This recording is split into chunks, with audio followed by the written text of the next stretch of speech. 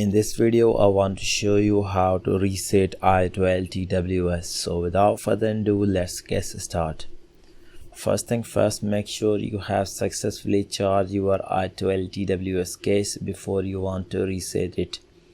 So if you reset the i12 TWS, so all the pairing devices will be disconnected and unpaired automatically, and your earbud settings will be reset.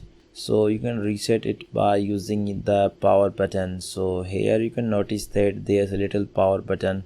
So if you one time press the power button, so it will be automatically turn on the charging process. So here you can notice that it will be produce the blue light once you single tap the turn on button.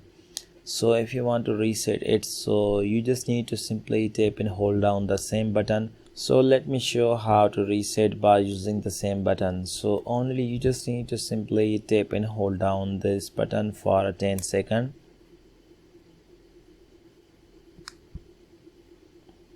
And here you can notice that it will be continuously blink the blue light.